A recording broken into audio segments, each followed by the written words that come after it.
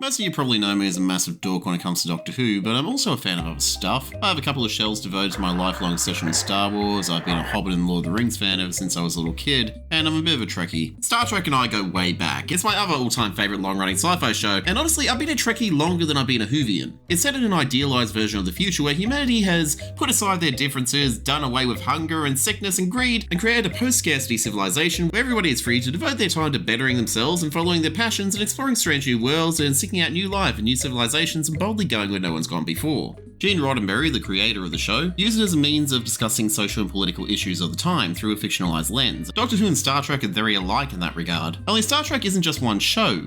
There was the original series, then there was the animated series. There's a giant Spock in that one, don't question it. After that we got movies, and then in the 80s we got a soft reboot of the show in the form of Next Generation, which I consider to be the best one. It's set like 70 years after the original show. Then there's Deep Space Nine, Voyager, more movies, and then there is Star Trek Enterprise, which is very underrated. For the longest time, that's all we got. Except for a couple of movies set in a different timeline, Trek was dead, with just a few fairly decent fan-made things keeping it alive. But then in the late 2010s, they announced that they were going to bring out new Star Trek. In 2017, we got Discovery, and it was okay. And then we got Picard, which is, well... They ask you how you are, you just have to say that you're fine, when you're not really fine, but you just can't get into it because they would never... And then Lower Decks, which is really, really good. I actually really love Lower Decks. And there's also Strange New Worlds. New Trek seems to have made a lot of very rational people very, very angry. Some of these complaints are in bad faith. Lots of accusations of promoting a woke agenda, as if Star Trek has never been progressive or political, and it has, like right from the beginning. It was designed for that purpose, but they could only go so far.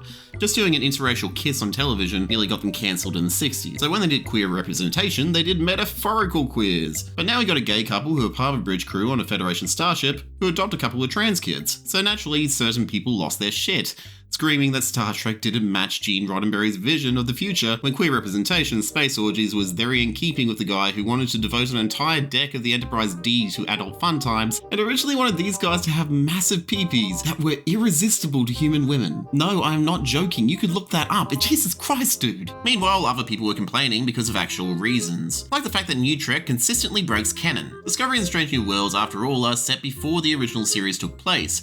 Yet the tech looks a lot more advanced, and Klingons look like this when they're supposed to look like this at this point, and the Enterprise is also bigger, and it has more spacious rooms, and there's extra lights on it, and women can be starship captains when they're not supposed to be able to be starship captains yet, because 60s and sexism. Nice space utopia, Gene. They also have stuff that is meant to be invented at a later date, like replicators and Symphohole and possibly a holodeck. And certain established events have been moved around the timeline. Surely this is unacceptable. A disgrace even. What about the prime timeline? What about continuity? What about Gene Roddenberry's vision? Star Trek canon is a big glorious mess. Here is why.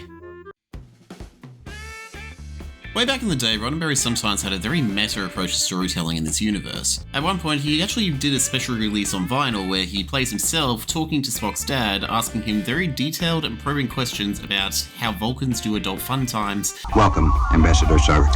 My old friend Roddenberry. There are some things I must know, Ambassador, in order to continue my Star Trek journals. Forgive me, but Spock's mother, Amanda, was human, and somehow she was impregnated by you. Roddenberry, are you asking if we coupled?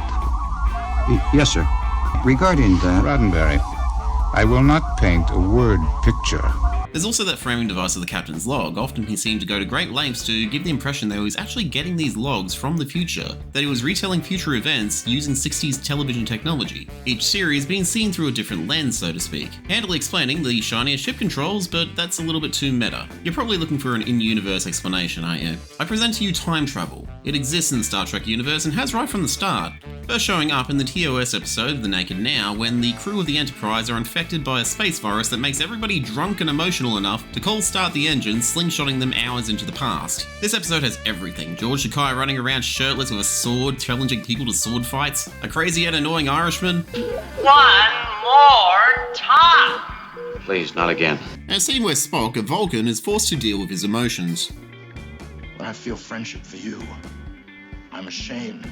A very good character building scene, and it also launched 1,000 ships. You can see why these two are slash pairing. Anyway, from here it just kept happening. There's a bunch of episodes that did time travel in the original series alone. It even forms the premise for one of the Star Trek movies when a giant alien sausage probe starts destroying the Earth because it can't hear whales' song. Whales had become extinct by this time, so the aging crew of the Enterprise decided to go back to the 80s in a Klingon ship to save the whales! Hello, computer. Things didn't even slow down when the next generation came along. Here's a time travel story, there's a time travel story, at least a couple per season, and it's not only the Federation doing it, it's anyone who can get their hands on the tech. It continued through Deep Space Nine, Voyager. It formed the premise for the 2009 movie where Spock and this arsehole Romulan go back in time and accidentally create an entirely new timeline where everybody's played by different people. It was getting out of hand, so the writers introduced an organization to keep track of it all, to investigate and fix changes in the timeline, the Temporal Accord. This sort of stuff tends to happen eventually. It happened in Marvel, it happened in DC. I call it Rassilon's razor. Once you introduce time travel to your vast ongoing fictional universe, it's only a matter of time before you have to introduce Time Lords, if only to explain why the timeline isn't changing every other week. And the Temporal Accords seem to be doing their job. There's actually a very good episode of Deep Space Nine where the crew go back to interfere with the events of an original series episode called The Trouble with Tribbles. They recreate sets, they seamlessly superimpose actors into shots, going to great lengths to remain faithful to the aesthetic of the original show. And it's been a common trend every time they depict this era. So what happened? What made the 23rd century go from looking like this to looking like this?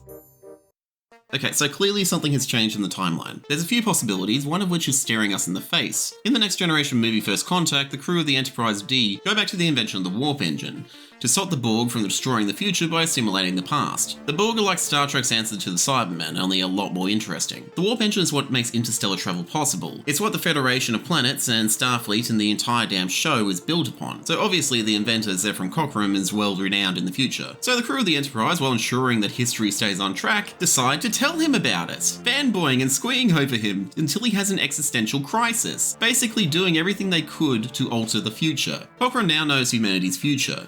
He also knows about the Borg, an inevitable threat in the future that is coming for humanity no matter what. It would only be natural that he would talk, that he would want to push for increased research into computer science and technology and weapons and anything that he could to make sure that humanity was ready for that threat. But that also falls flat, because Cochrane, while renowned, was also a bit of a drunk and known for his tall tales and exaggerations. If he did talk, it's likely nobody would have listened to him. No, I think the divergence point is a little bit further back. Be warned, this is going to get a little bit wibbly wobbly timey-wimey. Being as into Doctor Who as I am, it's very easy to make comparisons between New Who and New Trek. Both were long-running sci-fi shows that were cut short and brought back after a long hiatus. Both had a lot of fan productions in the meantime and even a couple of movies. And both New Who and New Trek have different looks to the old show and inconsistencies in the canon. In Doctor Who, when something looks a little bit different or works a different way than in the original show, it's easily explained by the Time War, a conflict that spanned the entire universe and every part of history. Basically, it changed a bunch of stuff. Star Trek Enterprise was the last series of the old run. It was set over 100 years before the original series, at a time before the Federation of Planets and Starfleet, when humanity was just taking their first steps into the cosmos. One of the main arcs of this series involves the temporal Cold War, with various factions from the future coming back to alter pivotal events in this era. A time agent from the 31st century recruits Jonathan Archer, the captain of the first Enterprise starship, to save history basically by being manipulated into doing the things that he was already supposed to do in the first place. Captain Archer rarely went along with this, insisting that he forge his own path. So basically he ends up doing the same stuff that he was going to do in the first place, only he gets there in a different way. Oh, also Florida gets lasered by the sphere builders, but nobody really cares about that. Yeah, the temporal war got really hot really fast. It is all-out temporal shenanigans, where everybody is trying to change history for their own advantage. People talk about the prime timeline as if it actually means anything anymore. But Enterprise is canon, and they already altered events before Discovery was even a glint in the milkman's eye. The Star Trek timeline is tied in so many knots, so many interventions of history. It is inevitable that things would change, with or without the temporal accords. And in fact, they have. It's been recently revealed that the temporal wars were responsible for one of the biggest changes in Star Trek canon. The Eugenics Wars was a series of wars started when scientists attempted to improve humanity through selective breeding and genetic manipulation, ending in the stronger and smarter humans taking over because making them stronger and smarter also happened to turn them into supervillains. One result of these wars was Khan Noonien Singh. He was a prince of India, who after the wars fled Earth with some augmented people and was later discovered in suspended animation in deep space in season 2 of the original series. He was also the antagonist of the best Star Trek movie, The Wrath of Khan.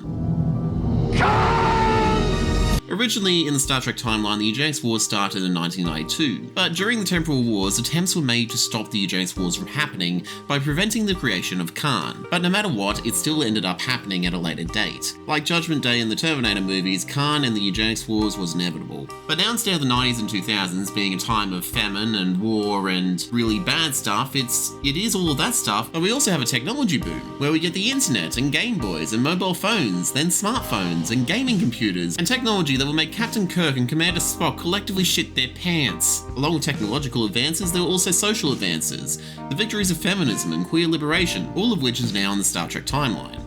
A lot of lifelong Trek fans are very angry about this change, but I honestly couldn't agree with it more. The original idea behind Star Trek was to show an optimistic vision of the future, that we could aspire to, that we could have if we only got our act together. A future that seems all the more real and attainable if you can see it taking place in your world, and not some alternate universe with an alternate 80s and 90s. Today, we live in a time where everyone is divided on every issue. The world seems to be ending every other week, we're heading towards climate catastrophe, the ecosphere is collapsing, and innocent people are falling victim to a hate movement simply for living openly as who they truly are. We live in a time where people have lost faith in the future. And at times like this, I think that we need Star Trek now more than we ever have. The original Star Trek inspired a generation of people to get involved in science and technology, to fight for social issues and against injustice, to build a future where humanity has stopped fighting among themselves and are out among the stars, where people strive to be the best version of themselves, embrace infinite diversity and infinite combinations, and meet the unknown not with fear or hatred, but with a joyful curiosity at the chance to learn something new or see something from a different perspective.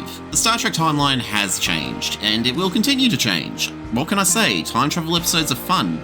But believe it or not, that's not a bad thing. And it also doesn't mean that the events of the previous shows are erased from the timeline or that they didn't happen. The events of Strange New Worlds build up to the events of the original series, and Lower Decks references stuff from everything else. Kirk is still Kirk, Spock is still Spock, McCoy is still the real McCoy. It all happened exactly the same as we saw it before, only the ship is a little shinier, and the bridge has different displays, and the rooms are a little bit more spacious, and everyone is getting synthetically buzzed. Consider it a special edition that you never have to see. Honestly, I think Star Trek is in good hands. The people running these shows clearly have a love of the franchise and know it back to front and keep finding weird ways to prove it. So yeah, I'm pretty keen to see what they do next. I promise I'll get back to Doctor Who after this one. Now, this video has no doubt angered some of the more canon-obsessed Trek fans. Why not tell me about it in the comments section?